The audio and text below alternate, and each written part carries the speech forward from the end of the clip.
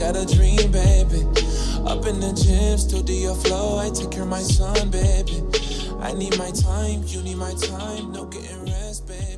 And welcome to our Reading's Finest segment. And today, can we get a quick drum roll? Like, see, it works better when we go pew, pew, pew, pew. okay, just pew, pew, pew, pew. See? We try to hype up our guests as much as possible. Yes.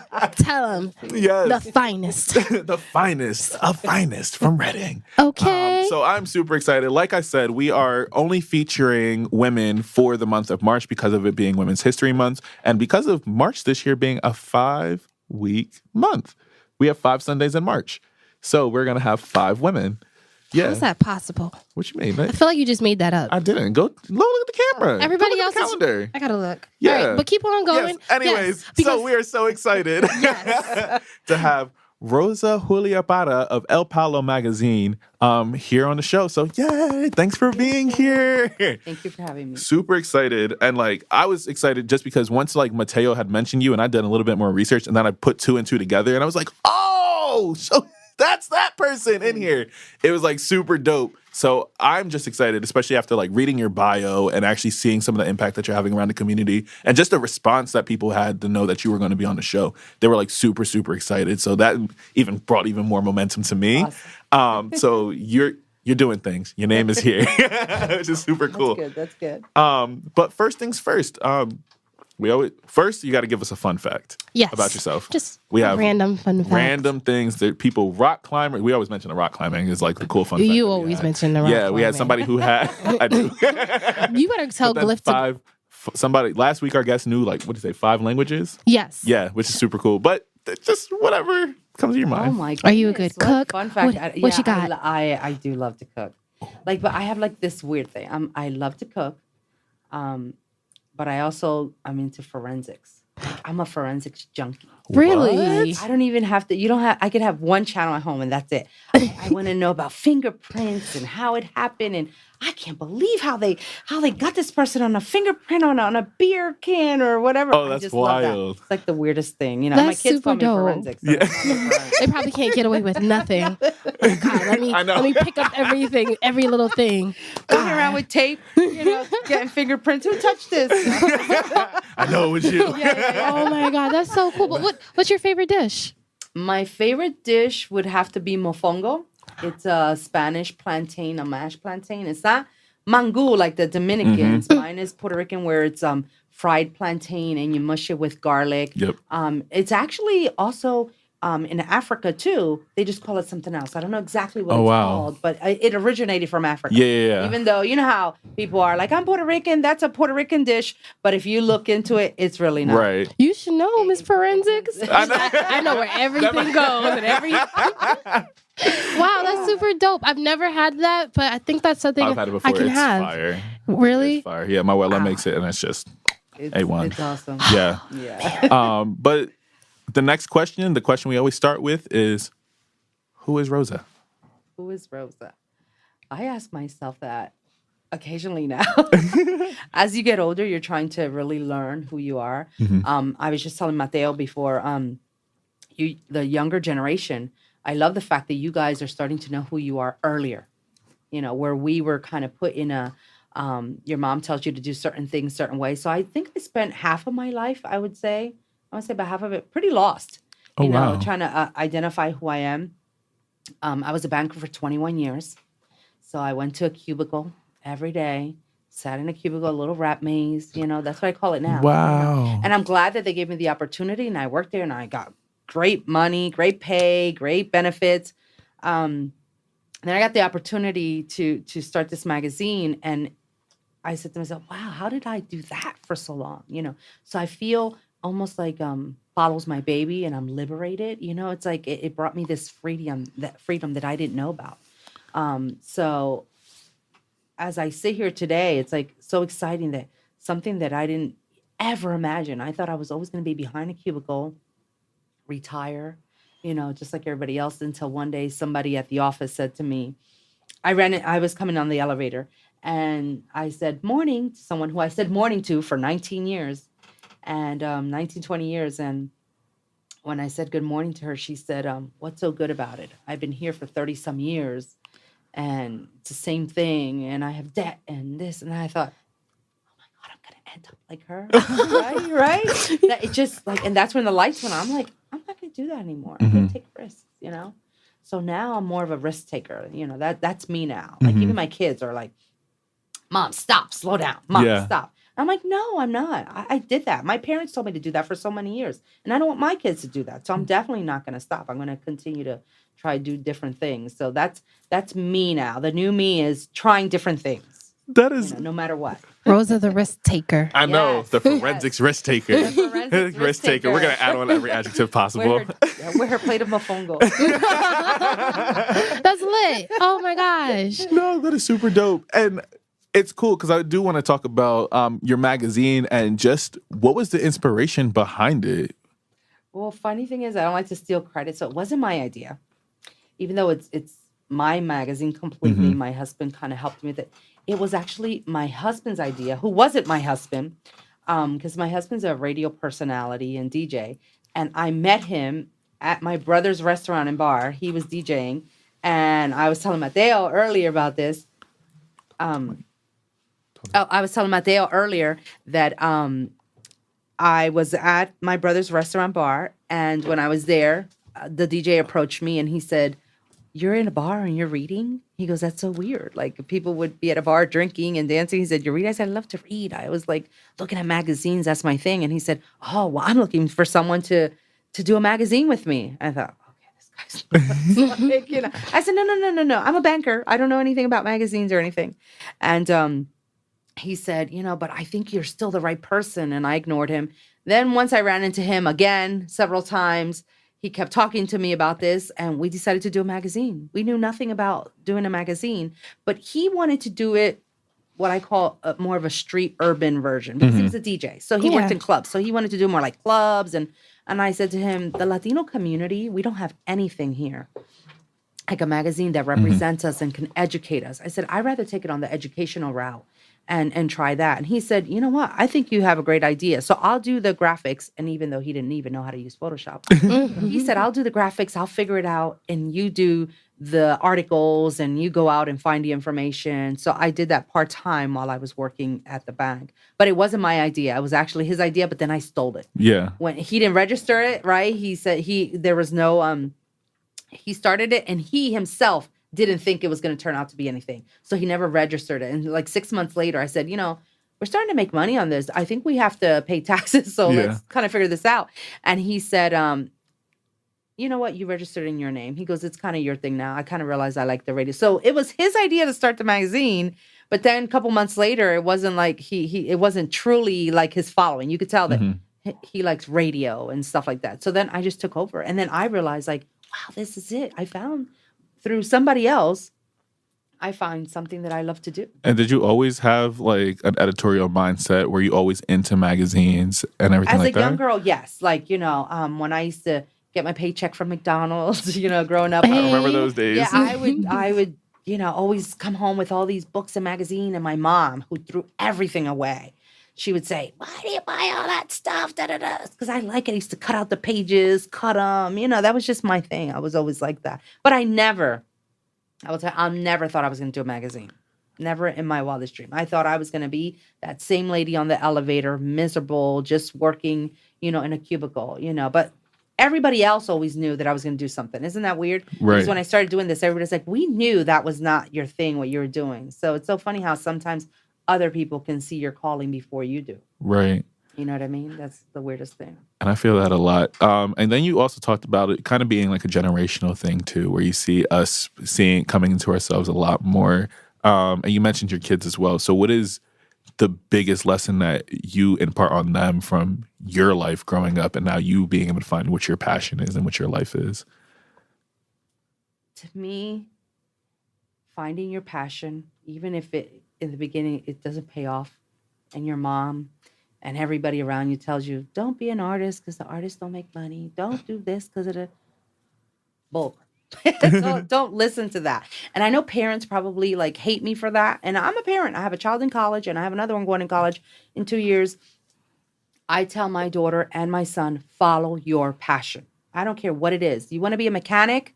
than be a mechanic. But you know what? Be the best darn mechanic there is. Right. And strive, go to school for business. And then maybe you can own that mechanic shop one day if that's what you want to do. But don't let other people draw the lines for you, because my whole life, that's how it was for me. Right. My whole life. I followed the line, I followed what everybody else told me. And now I feel like the power that I have within me now is just no one can tell me now. Sadly, that even cost me a divorce from the father of my kids, because he tried to also put, draw lines for me and said, oh, stay with this because this is a safe thing to do. Right. There's things that, yes, you must follow certain rules in life. Everybody knows that. But, there's some you can break too. You know what I mean? Just break them. As long as you're not going to jail. Break. Right. I'm talking about your life. It's your life. Like you have to live this.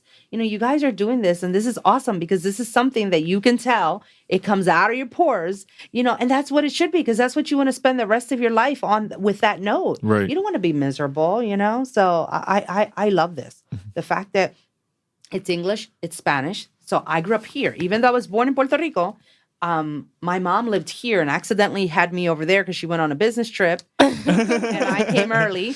So I was accidentally born in Puerto Rico, but I've always lived in Berks County my whole life. And I always tell my kids, travel, do what you want to do. My daughter's actually going to Africa in June. What? Dope. Where's she going? Yeah, and I don't even know. Yeah. She's giving me so much papers and so much, but she's going in June. And I'm happy that myself, a girl who grew up in public housing with a single mom, 5 kids, I'm able to do that for my daughter. I relate to you to a T. Yeah. And I tell my daughter, everything that I'm doing, everything that I did for you. And I'm going to get to a certain point, and then I'm going to become a little bit Selfish. I am. I told her, I'm going to give you the tools that you need, but then you're on your own, because now mommy, all her life, gave it to you. Now it's my turn. And that's where I'm finally figuring out it's okay to be selfish when you know that it's going to make you happy. Right. See what I mean? Yeah, because you have to be selfish. It's really interesting that you even say that, because I was having this conversation with my mom, actually, and this is the first time I get to see her, like, move in the way that she wanted to move. I see her smile more. I see her just doing what she loves. There are days where she gets exhausted from her job, whatever. Right. Her job's taxing. Okay. But she loves it at the end of the day. So it's like, it was awesome where I'm just sitting there. I'm just like, there's a certain liberation that I've never seen my mom have. And like, for all of her kids to be much older now, it is really cool to see her finally live her life. Yeah. And I could only imagine like what that is like. And that was always like one of my fears. I know growing up was like, I don't ever want to lead a life that wasn't happy enough for me.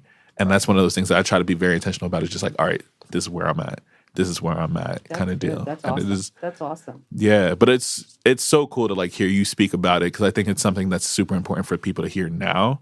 And even with that, what leads into my next question is, what was your mission with El Palo?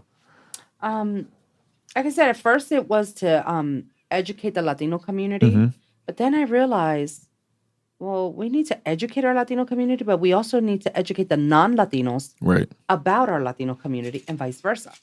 Because even growing up Latina, there was always things that you heard at home. You would hear things like, oh, well, we're Latinos. We do things this way. It's different than this person, this culture. And I'm like, okay.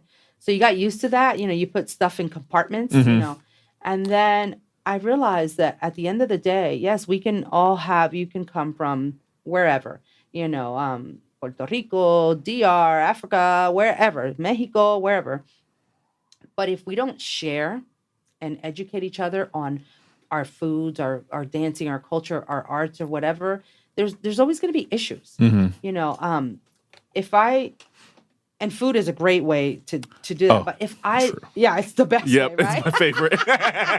Minus the calories, right? Yeah. But it's the best. It's the best way.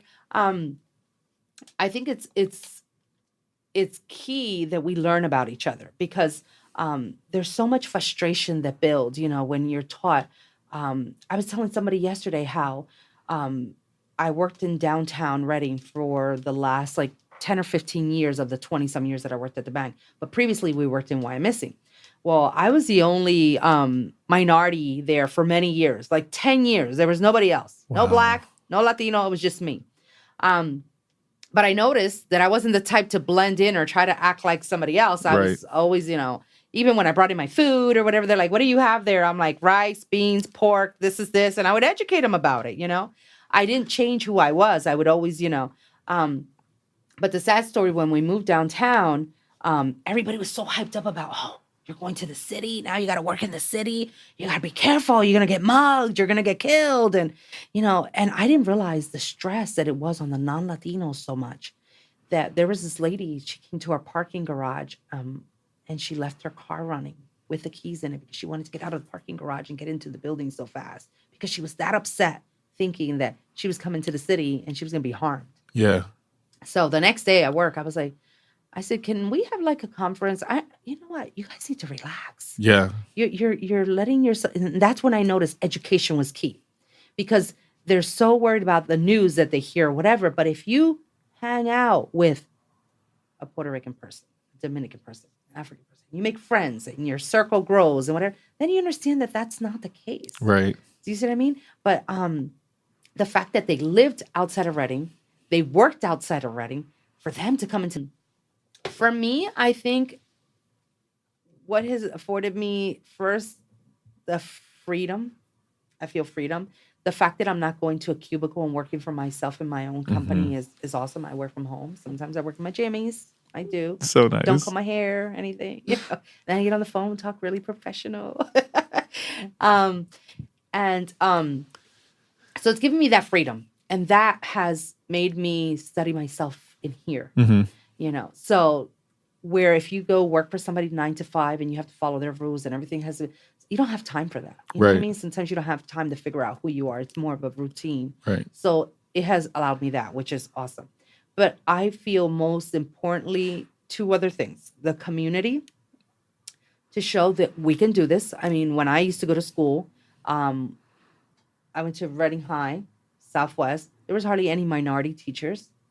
So just me doing this and other kids saying like, oh, that's a minority who owns that publication.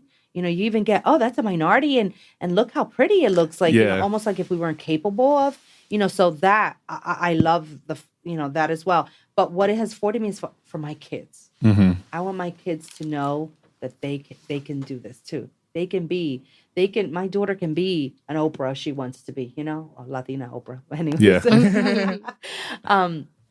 And that for me is key. I think me showing them, my mom was a housewife, single mother, 5 kids. My mom's illiterate. My mom cannot even read or write her own language. My mom, when she signs, it's an X because she doesn't even know how to write her name. So it was very important for me, education. And I saw the magazine as a tool to show my kids the importance of education. Like my kids always say, Mom, we love the fact that you never said to us when you graduate from high school. I said, What do you mean? I never said that. She said, no, you would say when you graduate from college, because I always push them, a little bit further. And I think that the magazine has helped me do that because otherwise I probably would have kept in the same routine and not even push my kids as much. Right. So the magazine made me be a better person so that I was a better parent for my kids, and at the same time helping the community. It's like this thing. Sometimes people say, you're from Palo. I'm like, okay, okay. What does that mean? Like, you know what I mean? I'm just a regular woman, but I have goals. And I hope that with my magazine that people can see that they can do this too. They can do whatever they want. My kids, especially my kids, I think it is key. Like I push my daughter a lot, because I don't want her to end up like me. Right. You know how parents before they wanted you to end up just like them? Right. I don't want her to be like me. Do you know what I mean? I'm like, no, that was a boring. I want you to be you. Yeah. You know what I mean? That's key. And that doesn't apply to my kids, just anybody in the community. Before you used to walk around and the bodegas were not owned by minorities. Now almost every bodega in Reading is owned by a minority. The barbershops, the multi-services. You know what I mean? So we can do this too. You got to hustle, but we can do it. Right.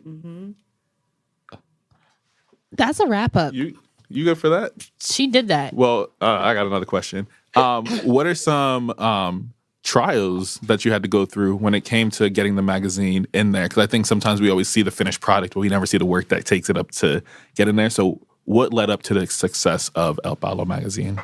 Wow. When I started Palo, I used to work in the bank full time. So I had a full-time job, 2 kids, went through a divorce, and I was working till 3, 4 o'clock in the morning, going to the bank at 6 o'clock in the morning. Wow. Never made a magazine. Didn't know what I was doing, of course. Sales was not my thing.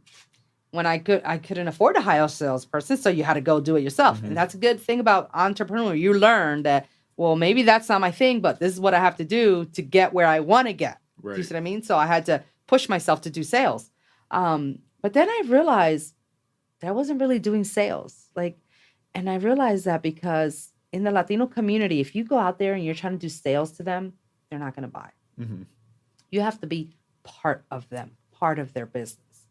I think what was successful with growing Palo and having the Latino community back me up as much is that if I go to Supernatural Produce, La Casa Chimi, Fourth and Penn, Mi Casa Su Casa, on and on and on. I also shop there. I also eat there. I make my meetings there. So they don't see me as a salesperson. It's almost like we're helping each other out. You're purchasing from me, I'm purchasing from you. Mm-hmm. So then I realized, wait a sec, I'm not even doing sales. This is small businesses helping each other out. It's like the weirdest thing. I never even realized that way. And I realized that when my husband had another job and they sent non-Latinos to the Latino community to do sales, and they came back and they said, we got nothing. They said, we got nothing. Yeah. And then they sent my husband and we came back with thousands of dollars in just several weeks. And they're like, how did you do that? I'm like, because we were being truthful. Mm-hmm. And it's hard.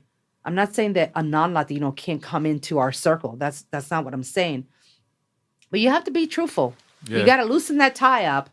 You got to relax a little bit, and you got to understand you can't just sell a product to somebody. Right. You have to believe in their business. You have to shop there. You have to give back. It has to be. I don't even know how to explain. It's because it's key.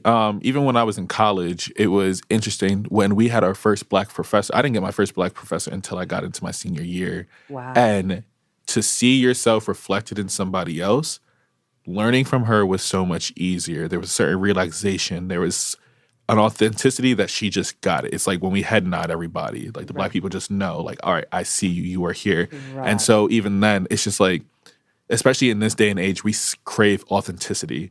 And so it's much easier for me to connect with black people because now they see themselves in me. Right. It's much easier for you to go in that community because when you go in that community, you now see a Latina coming in and you can speak the same language. You can identify with them. You know exactly what they actually care about. And I think that's like crucial and people don't realize it sometimes. And it's hard for, especially higher ups, when you do get higher and higher into these corporate worlds and these business worlds, it's much more white. Right. And so that's something they don't know how to tap into. Right. And so at the end of the day, when they do want to go into a new market, they need us. Right. And it's much more authentic, and it does come from a space where I can believe in what you are, and I believe in you and your business and your why of who you are. Right. So definitely.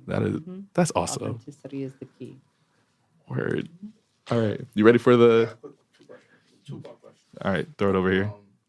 It used to be called El Palo, and now you made the transition to just Palo. So and also, like, what benefits have you seen from the magazine being bilingual? Because I think you're the only one I know that is a bilingual magazine out here. Yeah. So what Mateo had asked is, it went from El Palo into El Palo Magazine, right. And then he had asked also, what is the benefits of it being bilingual? Yes, going from El Palo to Palo. The reason I struggled with that a little bit. I saw that somebody else in the community had a business that was a Latino name, and then they took it out of being a Latino name, and they said, well, I have to do that because then I won't get the non-Latino business. So then I was talking about it with another business owner, and she thought he sold himself. Like, he needs to keep it a Latino name because if not, he's just teaching. And I thought, well, I understand that, but you got to look at it from a business point of view too. So I thought that was my struggle with El Palo. A lot of people couldn't pronounce it. El Palo. It was too much. So, and El really means like the or whatever. Yeah, it's not simple. Very, right, exactly. So I thought, you know what? If I just drop El Palo, it's more hip. Maybe the younger generation, the people who don't speak Spanish, and I'm not taking the essence out of the whole name. It's still Palo Magazine. I'm just taking El out, which is insignificant. So that's what happened there. As far as bilingual, it's so funny. I started the magazine. It wasn't bilingual. It was completely in Spanish. And mind you, I told you I had a full-time job. Right. So I was like, oh, it was just hard enough to do it in Spanish because I grew up here speaking mostly English. And the Spanish that I learned just was speaking at home. And my mom was illiterate. So it wasn't the correct Spanish either. Right. Do you see what I mean? It was a crazy Spanglish, Berks Countyan type of Spanish. Craziness. It's special. Yeah. So I had to use Google a lot. So it was all in Spanish at first because I thought at first, like I said, I was trying to educate the Latino community. But then one time I ran into a lawyer and he said, wow, I love your magazine. I love to advertise in it, but it's scary because I don't know what you're saying in there, what type of magazine it is. Right. So he said, I wish, it was in English as well. And I thought, let me try doing 1 or 2 articles in English and whatever. Then somebody said, well, why are you choosing only, if you have 16 articles, why are you only translating or making bilingual 6-hour articles? That means you're choosing what I can read or not read because then I read in this language. Now I can't read the other one. So I thought, darn it, now I have to do the whole thing bilingual. So you suffer a little bit because, especially with Spanish, if you're using 200 words in English, in Spanish, a lot of people don't realize it translates to 225. Yep, it's extra. Words. So extra. So, and then I know writers love to write. Now I'm limiting the space because if I have to put it in both languages, I only have so much, so much room.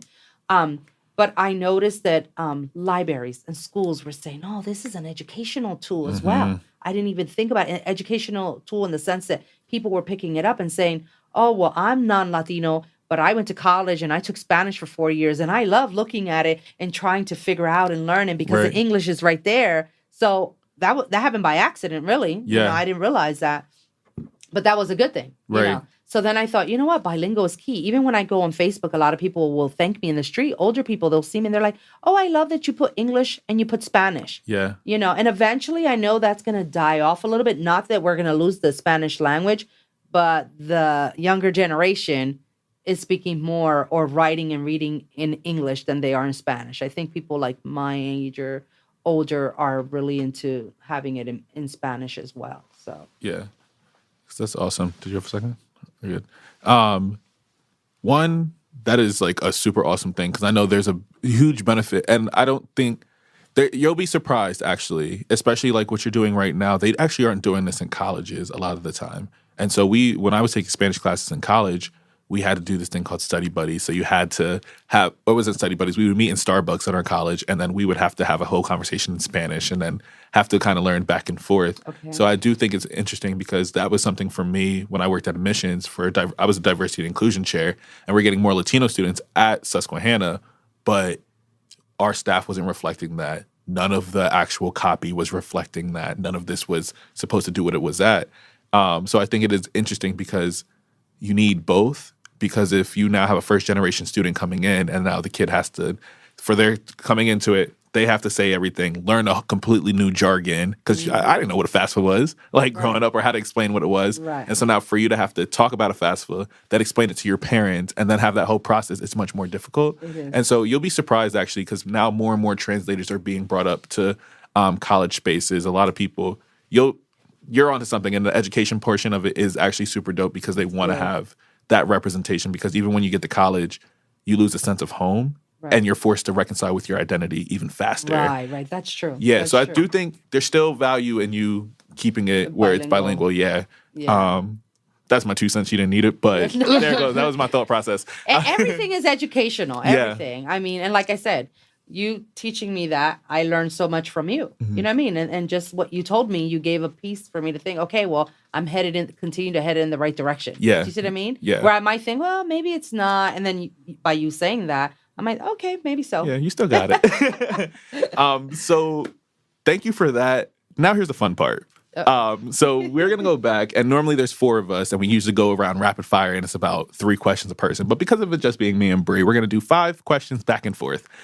So this is rapid fire, answer them as fast as possible, kind of deal like that. And then we'll get on to the Dear Redding segment. All right. I'm trying to keep up with you youngins. All right, Bree, what is your first question? What's your sign? Aquarius. So happy belated birthday. That's hey. Like you. Oh, Aquarius is right away. I always get right. I like that person.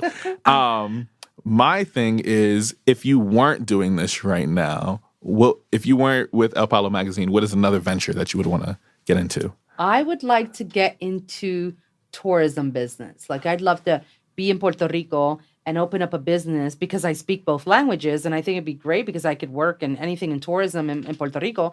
And the non-Latinos that go to visit be like, wow, your English is great. And, da, da, da, da. And I can relate. Do you see what I mean? Yeah. But then if a Latino speaks to me, I know about my culture. I know. Right. So I was right down the middle, blended. So I like that it gives me the ability to do different. I can travel. I can travel and use that. I wish I knew more languages. That would be awesome.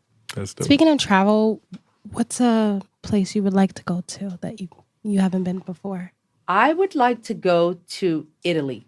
Why? Ooh. Just because I've encountered a lot of Italians in my life, and they say a lot of things like Latinos, like, for example, we say sopa for soup and they say supa or something like that. Yeah. There's a lot It's a derivative. There's a lot of, and just from watching TV, and I always thought it would be a nice place to, I want to go try pizza from over there, right? Yeah. Dope. I like that. Pizza pasta. Right. Favorite color? Black. Nice. Okay. Black 8. Favorite. We said favorite food, right? Favorite show. You mentioned Forensics. Forensics. Now, hold on. Is that an actual show? No, I don't have a particular, because I watch like 6 or 7 hours. I record them all because I watch TV at 1 o'clock in the morning or 2 when I go up. Oh, Lord Jesus. Maybe half an hour before I fall asleep. That's all I get of it, but I keep it recorded. But any show that has to do with forensics, but I'm not like, I don't watch any specific show or whatever. I don't watch any TV really at all, which I heard is a good thing. It is. Right. It's supposed to be. Yeah. I keep telling this one, but... No, I will continue to watch my TV. Anyways. Now for you, how do you like your burgers? Medium. A little pink. I used to not, but that was the non-risk taker. Yeah. Right? Because it has to be well cooked because my mom told me it was well cooked. Yeah. But then I noticed it was dry. Yep. So I was like, then I don't want it dry. Right. So let's go with medium. And now it tastes good and juicy. And I like it that way. I'm here for it. She's like, disgusting. I know. Yeah, disgusting. Question number 4, Bru. Question 4. Oh, Lord. Favorite ice cream. Favorite ice cream. I have 2. So I'm going to go with 2. Okay. Just to be crazy. I like rum and raisin. And I like chocolate chip, which a lot of people don't like. That's my You are a mint risk chocolate taker. chip is my favorite. I like the crazier. one. The crazier, the better. You live on the dangerous side. Screaming. What? Yes. Since you're a risk taker, what is one like adrenaline pumping thing that you want to do? I've done zip lining, but there's this one zip lining in Puerto Rico that takes you from one city to the next. I want to try that one. Oh, Jimmy Fallon just tried it. It's called, when he went to Puerto Rico. Yeah. It's called Toro Verde, which means green bull. Yeah. And it literally takes you from one city to the other. So you're going over the buildings and stuff. Yeah, I want to do that. That's super dope. I did another one in Puerto Rico, but it was like in the trees Yeah. and whatever. It wasn't the same. But I'm scared of heights, though. So that's a big thing. Same. Yeah. Do it. I say do it. What part of Puerto Rico are you from? Like what city or... I was born in Caguas, Puerto Rico, but most of my family is from this place called Guabate. And you can Google that. Well, I'll tell you how to spell it later, but you can Google it. There's been so many Food Network people that go there because it's called the route of the pork. Because every business, they have a whole pork going and people just travel in loads to go there and eat this pork. So my family is known from that area. Like my dad was born there. That's cool. For the last question, it is just, who is your favorite artist right now? Yay, I'm so glad you asked me. Well, you say artist, but you mean like anybody that Anybody. It is 100% Oprah. My kids like get me Oprah everything. Seriously? That is awesome. Just because I can relate to her, especially now too that I'm older, just the way she's just, she's Oprah. Mm-hmm. She's Oprah. Who else can get away with doing a magazine that she's on the cover every month? Yeah. No one. Right? And it's still okay. It might not be okay for some people, but she gets away with it. She's able to do it and it works well, and she has her Super Soul Sundays, her Yep. show, Oh, and she has love this it. and she has that, and she'll do a cookbook, and if she's on a diet, and and she's in touch with her spiritual side, and even things like me noticing now, like she lives with somebody, but she never got married. Yep. Well, she didn't want to get married. She didn't get married. Like she didn't follow the lines. Right. She just followed her heart. So I love that. You know what I mean? That to me is like amazing. My kids will say something. They're like, oh, Oprah, because they're making fun of me. Yeah. But then they'll go get me, her book Right. or whatever. Well, actually, this Christmas they got me a cookbook for Oprah, and they got me Michelle Obama's book. So good because Which is I'm in reading Spanish. it. Yeah. Too, which Yep. is exciting. I learned that from one of the podcasts I listened to. Yeah. That's Go to super Barnes and dope. Nobles, Yep. and her book is in Spanish. Yep. I'm like, yay. I gotta I love her. get that, man. Oh, it's so good. I'll let you borrow mine. No, actually, support her. Go buy it. Yeah. See, I like that. Right. See, I like that because you know what? In my generation, they would have to save money. Oh, when I finish with it, but that's not helping the other person. Right. It's like a CD. If the artist is trying to make money and get themselves known, it's not going to help if we record it Right. and give it to your friend. Come on. Right. Remember that. All right. So now that we're done with our rapid fire questions, that was a fun one. I enjoyed that one a lot. Now we're going to get into the Dear Reading segment. And essentially, this is anything we talked about throughout this episode or any kind of wisdom that you want to impart on the city. Bree and I will go first. You started off with Dear Reading, and then you kind of go from there. So, Bree, what is your Dear Reading? Dear Reading, it's okay to be you. Like a lot of the times, whether it's work, family, friends, whatever, we're told not to be us. But yeah, it's okay to be you. Mm-hmm. Dear Reading, show up for one another and support one another. I think what we saw from the Jordan Wood situation and seeing the Smith family help her out in this time of need and have an intentional conversation and hold her accountable and help her grow in a space where they were very familiar. I thought it was really dope to see Black women and a Black family supporting this young Black girl and helping her grow in such a public space. So take that, support each other and do it in the right way. Your turn. Ooh, Dear Reading, this is not New York. This is not Philadelphia. This is Reading. I am sick of people comparing us to, well, in Miami, well, in whatever. Mm-hmm. We are not Miami, New York, Philly. We are Reading. And we're a melting pot. There's a mixture. Whether you came from Nigeria, which was your visitor the other day, Yep. whether you came from Nigeria, whether you came from Santo Domingo, wherever, Jamaica, your family, whatever, we're here together.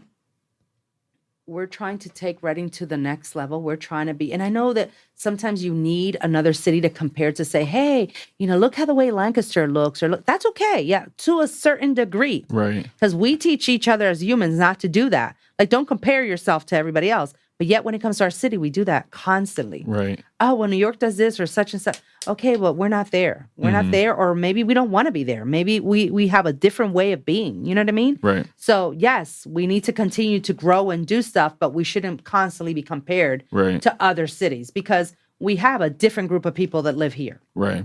You can't compare the Latinos from Lancaster to the Latinos here to the Latinos in Allentown to the Latino. You know what I mean? So it's the same, for me, it's the same concept. If we tell people not to compare themselves, look yourself in the mirror. Okay, figure out what we need for our community, not what mimic New York or mimic anybody else, but what we need as a whole. Right. I think we'll be in a better path. I like that you said that. Me and Juan just got on the thing, and I was like, stop worrying about what these other cities are doing for their communities. Worry about what we have here, then we'll get. When you spend your time worrying about everybody else, you're not getting your own stuff We done. have good stuff. We just have to continue and grow from it. And if I can add another little piece, Yes. let's, I don't want to say old people because I'm calling myself old people, but No, not old, you're good. my generation has to let the younger generation in. Sometimes we're not letting them in. We're not, well, we've always done it this way. And that's one of the issues that we have, I feel. I think it's awesome when a younger person comes in and says, oh, well, why don't you just try this? And We've been doing it this way for so long, but we don't have to. Right. So just letting the younger generation come in and let them live their passion, and we can still be there. That doesn't mean that we no longer count, that we're no longer part of this community. Right. You can mentor and help people, but I've noticed a lot in this city that I've seen people who wanted to do something and they didn't get to it, which is okay, because sometimes life, there are certain things, but don't feed into the younger generation what you wanted to do. Let Right. them do what they want to do, because you Right. guys, I feel, are going to take us to another level, so kudos to you guys, because, That's awesome. we had you, right? Yeah. Right. Right? So because we said we wanted you to have a better future and whatever. Well, how are you going to have a better future if we're restricting you with so many rules? Wow, right? that's a Right. word. Thanks for Right? laying those bricks down for Honestly. us. Yeah. Appreciate that. Other than that, where can people find you? Social media, any of that? Yes. El Palo Magazine. I still have it under El Palo because it's hard with Facebook to change it. Yeah. So El Palo Magazine, Instagram. They can visit my magazine's also digital. Yeah. Wow. You can go into elpalomagazine.com and you can literally flip through the magazine and you'll even hear the little flipping noise. That's cool. So we're digital as well, because I know that's something, Right. future as well, that, maybe one day. They say print's not going to be there forever. So Shoot, it'll be there for me because I don't like reading stuff online. I like I'm to old feel it school. about. I call it old school. I like to physically have it in Yeah. my hands too. So I'll continue to do it that way. Word. And we'll make sure to put everything from here into the description box beneath.